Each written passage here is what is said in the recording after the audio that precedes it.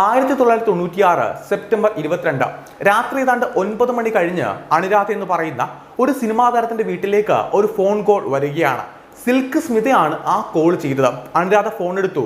അനുരാധയോട് സ്മിത ഒരു കാര്യം ആവശ്യപ്പെടുകയാണ്. സാധിക്കുമെങ്കിൽ ഇപ്പോൾ തന്നെ എൻ്റെ വീട് വരെ ഒന്ന് വരണം. പക്ഷെ അനുരാധയാണെങ്കിൽ അന്ന് രാത്രി 8 മണി കഴിഞ്ഞാണ് ഷൂട്ടിംഗ് എല്ലാം പൂർത്തിയാക്കി വീട്ടിലേക്ക് എത്തിയത്. സ്മിതയുടെ കോൾ വരുന്ന സമയത്ത് മക്കൾക്ക് ഭക്ഷണം കൊടുത്തുകൊണ്ടിരിക്കുകയാണ്. അതുകൊണ്ട് അനുരാധ പറയുകയാണ്, ഞാനിപ്പോൾ ഒരുപാട് ടയർഡാണ്, അതുകൊണ്ട് നാളെ രാവിലെ കുട്ടികളെ സ്കൂളിലേക്ക് അയച്ചിട്ട് നിന്റെ വീട്ടിലേക്ക് വന്നുകൊള്ളാം. അങ്ങനെ പറഞ്ഞുകൊണ്ട് ആ കോൾ കട്ട് ചെയ്യുകയും ചെയ്തു. പിറ്റേന്ന് രാവിലെ, അതായത് സെപ്റ്റംബർ 23 കുട്ടികളെല്ലാം സ്കൂളിലേക്ക് അയച്ചിട്ട് അനുരാധ സ്മിതയുടെ വീട്ടിലേക്ക് പോകാൻ വേണ്ടിയിട്ട് തയ്യാറാകുകയാണ്. അനുരാധയുടെ ഭർത്താവ് TV ഓൺ ചെയ്തു. TV-യിൽ ഒരു വാർത്ത കാണിക്കുന്നുണ്ട്. പ്രശസ്ത സിനിമാ താരം സിൽക്ക് സ്മിത ആത്മഹത്യ ചെയ്തിരിക്കുന്നു. ആ വാർത്ത കണ്ട് അനുരാധയ്ക്ക് വിശ്വസിക്കാൻ സാധിച്ചില്ല. അനുരാധയ്ക്ക് മാത്രമല്ല, സിനിമയെ സ്നേഹിക്കുന്ന, സ്മിതയെ സ്നേഹിക്കുന്ന ഒട്ടുമിക്ക ആരാധകർക്കും താങ്ങാൻ സാധിക്കുന്ന, വിശ്വസിക്കാൻ സാധിക്കുന്ന ഒരു വാർത്ത ആയിരുന്നില്ലത്. അനുരാധയും സ്മിതയും വളരെ അടുത്ത സുഹൃത്തുക്കളായിരുന്നു. സ്മിതയ്ക്കാണെന്നുണ്ടെങ്കിൽ സിനിമയ്ക്ക് അകത്തും പുറത്തും ഒരുപാട് സുഹൃത്ത് ബന്ധങ്ങൾ ഒന്നും തന്നെ ഉണ്ടായിരുന്നില്ല. അനുരാധയുടെ മനസ്സിലേക്ക് ഒരു ചിന്ത വരികയാണ്. സെപ്റ്റംബർ 22-ാം തീയതി, അതായത് സ്മിത അവസാനമായിട്ട് അനുരാധയെ ഫോൺ ചെയ്ത ആ സമയത്ത് സ്മിതയുടെ വീട്ടിലേക്ക് അനുരാധ പോയിരുന്നെങ്കിൽ ഒരു പക്ഷേ അവൾ ആത്മഹത്യ ചെയ്യില്ലായിരുന്നു. ഇന്ത്യയിലെ പല ലാംഗ്വേജിലായിട്ട് ഏതാണ്ട് 400-ലധികം സിനിമയിൽ അഭിനയിച്ചൊരു നടിയായിരുന്നു സിൽക്ക് സ്മിത. പക്ഷെ അവരുടെ മരണസമയത്ത് സിനിമയിലെ ആരും തന്നെ അവരുടെ അടുത്തേക്ക് എത്തിയത് പോലുമില്ല. അന്ന് മാധ്യമങ്ങളിൽ ഇത് വലിയ ചർച്ചാ വിഷയമായിരുന്നു. അന്ന് മാധ്യമങ്ങൾ പറഞ്ഞിരുന്ന ഒരു കാര്യമുണ്ടായിരുന്നു, സ്മിതയുടെ മരണത്തിൽ ഒരുപാട് ദുരൂഹതകൾ ബാക്കിയാണ്. ഒരു പക്ഷേ അവളുടെ കൂടെ ഉണ്ടായിരുന്ന ആളുകൾ തന്നെ സ്മിതയെ കൊലപ്പെടുത്തിയതാകാം. സ്മിതയുടെ അമ്മയും സഹോദരനും അങ്ങനെ തന്നെയാണ് പറഞ്ഞത്. ഈ കേസുമായിട്ട് ബന്ധപ്പെട്ട് പോലീസിന്റെ അന്വേഷണത്തിൽ പോലീസ് ഒരു കാര്യം ഉറപ്പിച്ചു പറയുന്നു, സ്മിതയുടേത് ആത്മഹത്യ തന്നെയാണ്. പക്ഷെ സ്മിതയുടെ മരണത്തിൽ ഇപ്പോഴും ഒരുപാട് ദുരൂഹതകൾ ബാക്കിയാണ്. ആ ദുരൂഹതകളെ കുറിച്ചാണ് നമ്മൾ ഇന്ന് സംസാരിക്കുന്നത്. സ്മിതയുടെ യഥാർത്ഥ പേര് വിജയലക്ഷ്മി എന്നായിരുന്നു. ആന്ധ്രാപ്രദേശിലായിരുന്നു അവളുടെ ജനനം. വളരെ സാധാരണ ഒരു പാവപ്പെട്ട വീട്ടിലെ പെൺകുട്ടി. സ്മിതയ്ക്ക് ഒരു സഹോദരൻ ഉണ്ടായിരുന്നു. വളരെ ചെറുപ്പത്തിൽ തന്നെ അവരുടെ പിതാവ് മറ്റൊരു സ്ത്രീയുടെ കൂടെ ആ കുട്ടികളെ ഉപേക്ഷിച്ചിട്ട് പോവുകയും ചെയ്തു. അതുകൊണ്ട് ചെറുപ്പത്തിൽ തന്നെ ഒരുപാട് ബുദ്ധിമുട്ടുകൾ സഹിച്ചാണ് സ്മിത വളർന്നു വന്നത്. വീട്ടിലെ സാമ്പത്തികം ഇല്ലായ്മ കൊണ്ട് 4-ാം ക്ലാസ്സിൽ വെച്ച് സ്മിത പഠനം പൂർണ്ണമായിട്ട് ഉപേക്ഷിക്കുകയായിരുന്നു. അതിനെ തുടർന്ന് വീട്ടുജോലിയൊക്കെ ചെയ്ത് അവളുടെ ജീവിതം മുന്നോട്ട് പോവുകയായിരുന്നു. സ്മിത ചെറുപ്പത്തിൽ തന്നെ കാണാൻ അതീവ സുന്ദരിയായിരുന്നു, പ്രത്യേകിച്ച് അവളുടെ കണ്ണുകൾ. അതുകൊണ്ട് ആ നാട്ടിലുള്ള പല പുരുഷന്മാരും വിവാഹ ആലോചനയുമായിട്ട് പോലും സ്മിതയുടെ വീട്ടിലേക്ക് എത്തിയിരുന്നു. സ്മിതയുടെ അമ്മയ്ക്ക് വളരെ പേടിയായിരുന്നു. അതുകൊണ്ട് വളരെ ചെറുപ്പത്തിൽ തന്നെ സ്മിതയെ വിവാഹം കഴിപ്പിച്ച് അയക്കുകയും ചെയ്തു. വിവാഹം കഴിപ്പിച്ചതായിക്കോട്ടെ സ്മിതയേക്കാൾ ഒരുപാട് പ്രായം കൂടിയ ഒരു വ്യക്തിയുമായിട്ട്. ആ കുടുംബജീവിതത്തിൽ അവൾക്ക് ഒരുപാട് പ്രശ്നങ്ങൾ ഉണ്ടാകുകയും ചെയ്തു. ആ ഭർത്താവും വീട്ടുകാരും സ്മിതയോട് വളരെ മോശമായിട്ട് പെരുമാറി. അതിനെ തുടർന്ന് ആ ബന്ധം പൂർണ്ണമായിട്ട് ഉപേക്ഷിച്ച് അവൾ അവളുടെ വീട്ടിലേക്ക് തന്നെ എത്തുകയായിരുന്നു. ചെറുപ്പത്തിൽ തന്നെ സ്മിതയുടെ ഏറ്റവും വലിയ ആഗ്രഹം എന്ന് പറയുന്നത് ഒരു സിനിമാ നടി ആകുക എന്നതായിരുന്നു. ആ മോഹം അന്നപൂർണി എന്ന് പറയുന്ന സിനിമയിൽ പ്രവർത്തിക്കുന്ന ഒരു സ്ത്രീയോട് അവൾ തുറന്ന് പറയുകയും ചെയ്തു. അങ്ങനെ അന്നപൂർണി സ്മിതയെ ചെന്നൈയിലേക്ക് കൊണ്ടുപോവുകയായിരുന്നു. ഏറ്റവും ആദ്യം ഒരു സിനിമാ താരത്തിന്റെ വീട്ടുജോലിക്കാണ് സ്മിത നിന്നിരുന്നത്. അതിനെ തുടർന്ന് ഒരു ടച്ചപ്പ് ആർട്ടിസ്റ്റ് ആയിട്ട് ഒരു സിനിമാ നടിയുടെ കൂടെ ജോലിക്ക് പ്രവേശിക്കുകയും ചെയ്തു. ആ സമയത്തും സ്മിതയുടെ ഏറ്റവും വലിയ ആഗ്രഹം എന്ന് പറയുന്നത് എങ്ങനെയെങ്കിലും ഒരു സിനിമയിലേക്ക് മുഖം കാണിക്കുന്നത് മാത്രമായിരുന്നു.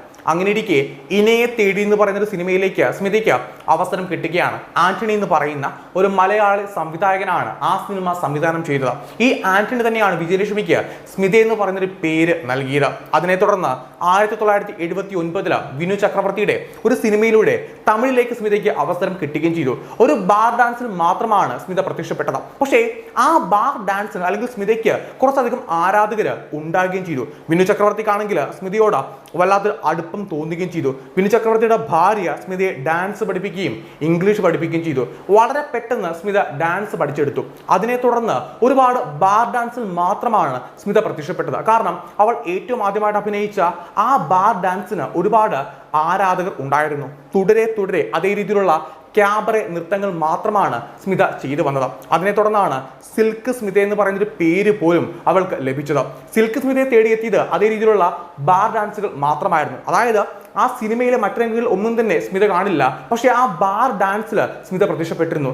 സംവിധായകന്മാർക്ക് വേണ്ടതും അതേ രീതിയിലുള്ള ഒരു സെക്സി ആയിട്ടുള്ള പെർഫോമൻസ് മാത്രമായിരുന്നു. ഒരു സമയത്ത് സ്മിതയുടെ ഈ ബാർ ഡാൻസ് കാണാൻ വേണ്ടിയിട്ട് മാത്രം തിയേറ്ററിലേക്ക് ഒരുപാട് ആരാധകർ എത്തിയിരുന്നു. സ്മിതയുടെ അഭിനയ ജീവിതത്തിലെ മറക്കാൻ പറ്റാത്തൊരു സന്ദർഭമായിട്ട് അവർ പറയുന്നൊരു കാര്യമുണ്ടായിരുന്നു. ഭാരതി രാജ് എന്ന് പറഞ്ഞ സംവിധായകൻ അദ്ദേഹത്തിന്റെ സിനിമയിലേക്ക് സ്മിതയെ കാസ്റ്റ് ചെയ്തിരുന്നു. അങ്ങനെ ആ സിനിമയുടെ ഷൂട്ടിംഗ് തുടങ്ങുന്നതിന് മുന്നേ തന്നെ ഭാരതി രാജയുടെ ഓഫീസിലേക്ക് എത്തിയിട്ട് ചില രംഗങ്ങൾ അഭിനയിച്ച് കാണിക്കാനായിട്ട് സ്മിതയോട് അദ്ദേഹം ആവശ്യപ്പെടുകയും ചെയ്തു. ആ സമയത്ത് ഒരു സാരിയായിരുന്നു സ്മിതയുടെ വേഷം എന്ന് പറയുന്നത്. അങ്ങനെ ഒരു സീൻ എക്സ്പ്ലെയിൻ ചെയ്ത് കൊടുത്തിട്ട് അത് അഭിനയിക്കാനായിട്ട് സ്മിതയോട് പറയുകയാണ്. പക്ഷെ വളരെ സെക്സി ആയിട്ടാണ് സ്മിത അഭിനയിച്ച് കാണിച്ചത്. കാരണം അത്രയും നാളും ഓരോ സംവിധായകരും സ്മിതയോട് ആവശ്യപ്പെട്ടത് ആ രീതിയിലുള്ള സെക്സി പെർഫോമൻസ് മാത്രമായിരുന്നു. അങ്ങനെ ഭാരതി രാജ സ്മിതയോട് പറയുകയാണ്, ഈ സിനിമയിൽ നീ അഭിനയിക്കേണ്ടത് സെക്സി ആയിട്ടല്ല, നേരെ മറിച്ച് നല്ലൊരു നടിയായിട്ടാണ്. അങ്ങനെ ഭാരതി രാജയുടെ ആ സിനിമയിൽ വളരെ മികച്ച ഒരു വേഷം സ്മിത ചെയ്യുകയും ചെയ്തു. ഒരുപാട് ആരാധകരും അല്ലെങ്കിൽ ഒരുപാട് സിനിമയിൽ പ്രവർത്തിക്കുന്ന ആൾക്കാർ സ്മിതയുടെ ആ അഭിനയത്തെ പുകഴ്ത്തുകയും ചെയ്തു. പക്ഷെ അതിനുശേഷവും സ്മിതയെ തേടിയെത്തിയത് വളരെ സെക്സി ആയിട്ടുള്ള ഗാനരംഗങ്ങൾ മാത്രമായിരുന്നു. കാരണം ആരാധകർക്ക് വേണ്ടിയിരുന്നത് ആ രീതിയിലുള്ള സ്മിതയെ മാത്രമാണ്. സ്മിത ആ രീതിയിൽ തന്നെ വീണ്ടും അഭിനയിച്ച് തുടർന്ന് പോവുകയും ചെയ്തു. ഒരു കാലത്ത് സ്മിതയുടെ ഡേറ്റ് മാത്രം നോക്കിയാണ് സംവിധായകന്മാര് ഷൂട്ടിംഗ് പോലും പ്ലാൻ ചെയ്തിരുന്നത്. പല ഭാഷകളിലായിട്ട് ഒരുപാട് സിനിമകളിൽ സ്മിത അഭിനയിച്ചു വരികയും ചെയ്തു. പക്ഷെ അവർക്ക് അധികം സുഹൃത്ത് ബന്ധങ്ങൾ ഒന്നും തന്നെ ഉണ്ടായിരുന്നില്ല. ഒരിക്കലൊരു മാധ്യമ പ്രവർത്തകൻ സ്മിതയോട് ചോദിച്ചിരുന്നു, എന്തുകൊണ്ടാണ് നിങ്ങൾക്ക് അധികം സുഹൃത്തുക്കൾ ഇല്ലാത്തത്? അതിനുള്ള സ്മിതയുടെ മറുപടി ഇപ്രകാരമായിരുന്നു, ഞാൻ ആരാണെങ്കിലും കൂടുതൽ അടുത്ത് ഇടപഴകി കഴിഞ്ഞാൽ, അല്ലാന്നുണ്ടെങ്കിൽ സുഹൃത്ത് ബന്ധം കൊണ്ടായിക്കോട്ടെ, ഒരാളുടെ ശരീരത്ത് തൊട്ട് കഴിഞ്ഞാൽ അവർ ചിന്തിക്കുന്നത് വേറെ രീതിയിലായിരിക്കും, അല്ലെങ്കിൽ എന്നെ കാണുന്നത് പോലും മറ്റൊരു കാഴ്ചപ്പാടിലായിരിക്കും. അതുകൊണ്ടാണ് എനിക്കധികം കൂട്ടുകാര് ഇല്ലാത്തത്. സിനിമയിൽ കാണുന്നത് പോലെ ആയിരുന്നില്ല സ്മിതയുടെ യഥാർത്ഥ ജീവിതം എന്ന് പറയുന്നത്. സിനിമയിൽ നിന്ന് കിട്ടുന്ന ആ പണം കൊണ്ട് ഒരുപാട് വ്യക്തികൾ, ഒരുപാട് പാവങ്ങളെ സ്മിത സഹായിക്കുകയും ചെയ്തിരുന്നു. ഒരു കാലത്ത് സിനിമാ ജീവിതം പൂർണ്ണമായിട്ട് ഉപേക്ഷിക്കാൻ പോലും സ്മിത മനസ്സിൽ ആഗ്രഹിച്ചിരുന്നു. വേറൊന്നും കൊണ്ടല്ല, സ്മിത ആഗ്രഹിച്ചതുപോലുള്ള ഒരു സിനിമാ ജീവിതം ആയിരുന്നില്ല, അല്ലെങ്കിൽ സിനിമയിലെ കഥാപാത്രങ്ങളായിരുന്നില്ല അവർക്ക് ലഭ്യമായത്. എല്ലാം ഒരു ഐറ്റം ഡാൻസ് അല്ലാന്നുണ്ടെങ്കിൽ ഒരു സെക്സി ആയിട്ടുള്ള അപ്പിയറൻസ് മാത്രമാണ് സ്മിതയെ തേടി എത്തിയിരുന്നത്. സ്മിതയ്ക്ക് ഒരു കുടുംബജീവിതം നയിക്കണമെന്ന് ഒരുപാട് ആഗ്രഹമുണ്ടായിരുന്നു. സ്മിത പല ആൾക്കാരെ സ്നേഹിക്കുകയും ചെയ്തതാണ്. പക്ഷെ കൂടെ നിന്ന ആൾക്കാർ സ്മിതയെ ചതിക്കുകയായിരുന്നു. എല്ലാവർക്കും വേണ്ടിയിരുന്നത് സ്മിതയുടെ ശരീരം മാത്രമായിരുന്നു. അങ്ങനെ ഇരിക്കെ 1990 താടിക്കാരൻ എന്നറിയപ്പെടുന്ന ഒരു വ്യക്തിയുമായിട്ട്, ഡോക്ടറുമായിട്ട് സ്മിത അടുപ്പത്തിലാക്കിയായിരുന്നു. അയാളുടെ യഥാർത്ഥ പേര് താടിക്കാരൻ എന്നല്ല, അയാൾ അറിയപ്പെട്ടിരുന്നത് താടിക്കാരൻ എന്നായിരുന്നു. ഈ താടിക്കാരൻ തന്നെയാണ് 1990 ശേഷം സ്മിതയുടെ സിനിമയിലെ കാര്യങ്ങളും സാമ്പത്തിക കാര്യങ്ങളും നോക്കിയിരുന്നത്. ഈ താടിക്കാരന് ഒരു ഭാര്യയും കുട്ടിയും ഉണ്ടായിരുന്നു. ആ കാര്യങ്ങൾ സ്മിതയ്ക്ക് അറിയുകയും ചെയ്യാം. എന്നിട്ടും ആ വ്യക്തിയുമായിട്ട് സ്മിത വളരെ അടുപ്പത്തിൽ ആകുകയായിരുന്നു. പിന്നീട് സ്മിത സിനിമ നിർമ്മിക്കാൻ തുടങ്ങി. പക്ഷെ നിർമ്മിച്ച ഒട്ടുമിക്ക സിനിമകളും പൂർണ്ണമായിട്ട് പരാജയപ്പെട്ടു. അതിനെ തുടർന്ന് പതിയെ ആണെങ്കിലും സ്മിതയ്ക്ക് സിനിമയിലെ അവസരങ്ങൾ കുറഞ്ഞു വന്നു. കാരണം അത്രയും നാളും ഒരേ രീതിയിലുള്ള ഐറ്റം ഡാൻസ് അല്ലെങ്കിൽ ക്യാമറ രംഗങ്ങൾ മാത്രമാണ് സിനിമയിൽ സ്മിത അഭിനയിച്ചത്. അതൊരു ക്ലീഷയായിട്ട് മാറിയപ്പോൾ സിനിമയിൽ നിന്നുകൂടെ സ്മിതയെ അകറ്റി നിർത്താൻ ആരംഭിക്കുകയും ചെയ്തു. സ്മിതയുടെ കൂടെ നിന്ന ആൾക്കാർ തന്നെ അവളെ ചതിയിൽപ്പെടുത്തുകയായിരുന്നു. കാരണം സ്മിതയ്ക്ക് വേണ്ടത്ര വിദ്യാഭ്യാസം ഉണ്ടായിരുന്നില്ല. അതുകൊണ്ട് തന്നെ അവളുടെ സ്വത്തും പണവുമൊക്കെ ഒട്ടുമിക്ക ആൾക്കാർ കൈക്കലാക്കുകയും ചെയ്തു. അവളുടെ സിനിമയിലെ അവസരങ്ങൾ കുറഞ്ഞു വന്ന സമയത്താണ് കൂടെ നിന്ന ആൾക്കാർ തന്നെ സ്മിതയെ ചതിക്കുകയും ചെയ്തത്. 1996 ആയപ്പോൾ സിനിമയിലെ അവസരങ്ങൾ പൂർണ്ണമായിട്ട് കുറയുകയും അതോടൊപ്പം തന്നെ സ്വത്തും പണവുമൊക്കെ പല ആൾക്കാർ തട്ടിയെടുക്കുകയും ഒരുപാട് കടബാധ്യത സ്മിതയ്ക്ക് ഉണ്ടാകുകയും ചെയ്തു. സ്മിതയുടെ അവസാന സമയത്ത് അവളുടെ അമ്മ സ്മിതയുടെ വീട്ടിൽ വന്ന് നിന്നിരുന്നു. സ്മിത മരിക്കുന്നതിന് 3 ദിവസം മുന്നെയാണ് ആ അമ്മ തിരികെ പോവുകയും ചെയ്തത്. മാനസികമായിട്ട് സ്മിത ഒരുപാട് തകർന്ന ദിവസമാണ് അനുരാധയെ ഫോൺ ചെയ്തത്. പക്ഷെ അനുരാധ ആ വീട്ടിലേക്ക് എത്തിയില്ല. അതിനുശേഷം അറിയുന്ന വാർത്ത എന്ന് പറയുന്നത് ഒരു സാരിയിൽ സ്മിത തൂങ്ങി മരിച്ചു എന്നാണ്. താടിക്കാരന്റെ മകള് താടിക്കാരൻ ആ വീട്ടിൽ ഉണ്ടായിരുന്നു. താടിക്കാരന്റെ മകളാണ് ഈ ഒരു കാഴ്ച ഏറ്റവും ആദ്യം കണ്ടത്. അതിനെ തുടർന്ന് താടിക്കാരനെ ഈ കാര്യങ്ങൾ അറിയിക്കുകയും താടിക്കാരൻ തന്നെ പോലീസിനെ വിളിച്ച് ഈ കാര്യങ്ങൾ പറയുകയും ചെയ്തു.